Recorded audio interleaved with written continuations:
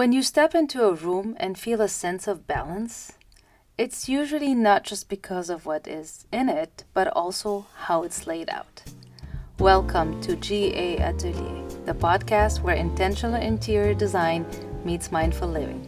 I'm your host, Jihan Askar, and I'm here with you on this journey to transform our living spaces into sanctuaries that reflect our unique story, personality, style, and lifestyle, while elevating our everyday life at home.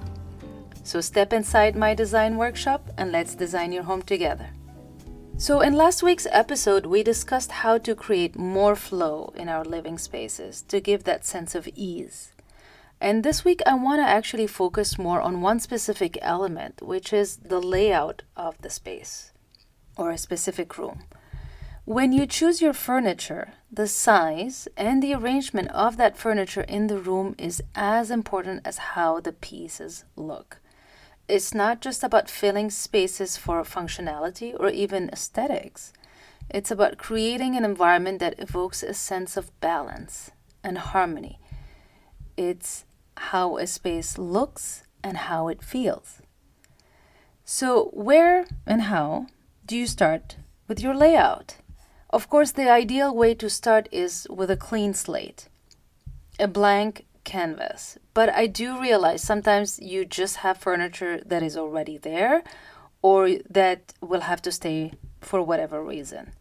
And I understand that detaching from how a room has been laid out in the past can be actually difficult, but it's essential that you start seeing the room in a new way.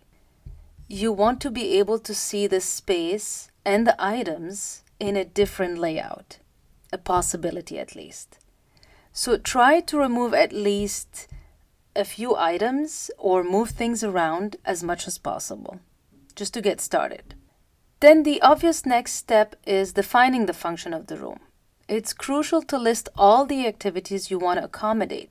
And don't just say this is a dining room or a bedroom. Really take the time to think about how you use the space.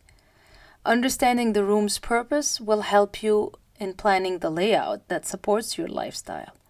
Even in smaller rooms, which might seem to have a singular function, there are sometimes multiple activities to consider. So ask yourself, what do you do in that space? And my favorite question is, how do you want to feel in that space? Answering these questions will help you intentionally design around those answers. And when you're ready to bring furniture back in or buy new pieces, of course, always measure everything to make sure it will fit in the space or in that new layout. Like we mentioned in the last episode, think about how you move through the space, the flow, and arrange furniture to encourage natural, clear traffic flow that allows easy movement within each room itself. Create a path that is both logical and effortless. And remember to consider sightlines. What do you see when you first enter a room? It really sets the tone for the entire space. Which brings me to the next point. Your centerpiece. Build your layout around a focal point to anchor your space. And if your room doesn't have a natural focal point, you can create your own. Whether it's a fireplace, a large window with a view, or an impressive piece of art, your furniture should be arranged in a way that either faces or complements this focal point. This doesn't mean everything needs to face it. The focal point doesn't always need to dominate the room, but it should just guide your layout decisions. And this leads us to placement. When you start placing your furniture, start with the big pieces first. Your sofa, bed, dining table. They're not just the most significant in size, but in their role within the space. And around these larger pieces, you can start to layer the smaller ones, like side tables, floor lamps, chairs, while keeping in mind the balance of the room. So balance is placing furniture pieces in a way that creates visual equilibrium. Balance doesn't always mean symmetry. While symmetrically arranged rooms can feel harmonious, they can also feel sometimes a little static or too formal. Asymmetrical arrangements can create a more dynamic feel and still be an equally balanced space. Think about balancing not just physical weight, but visual weight. A large sofa on one side can be balanced by a pair of armchairs on the other. But keep in mind another part of a room's layout that we don't often think about, which is negative space or empty space. And I like to think of it as breathing space. It's a place for your eyes and mind to rest. It keeps things from feeling cluttered. It gives a room a sense of openness and lightness. And it's not about leaving areas unused or just simply empty. It should come across as an intentional choice. And another crucial element when you're working on layout is scale. Be mindful of the scale of your furniture in relation to the room. Of course, large, bulky furniture doesn't belong in a small room, and small pieces can get lost in a large room. So choose furniture that suits the proportions of your space. But it's not just the size of individual pieces, it's how they also relate to each other. For example, a large sofa paired with a tiny coffee table might look disproportionate. And I want to add a couple of details that, in my opinion, really affect the layout of a room. Number one is pushing all your furniture against the walls.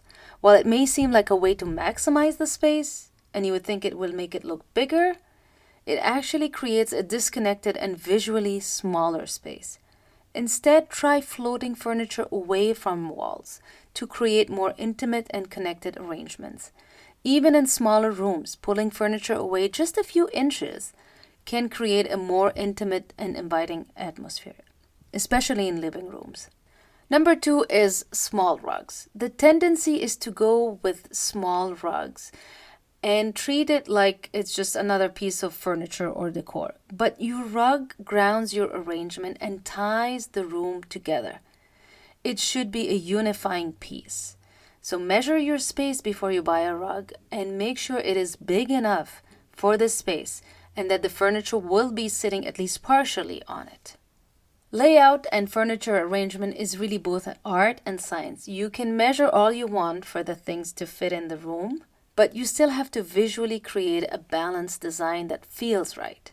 So take your time with your furniture arrangement, experiment with your layout, move things around if you need to, adjust, and most importantly, feel your space. Live with it for a few days to see how it feels. You can always rearrange if something doesn't work. Anyway, I hope these ideas will make you look at your layout in a different way and inspire you to try something new. Tag me on Instagram. You'll find my information in the show notes, and let me know what you will try. Thank you for joining my atelier. Don't forget to follow the podcast. A new episode is released every week. And thank you for giving my podcast a star rating. And if you did, please consider writing a review as well. It means a lot. See you in the next episode.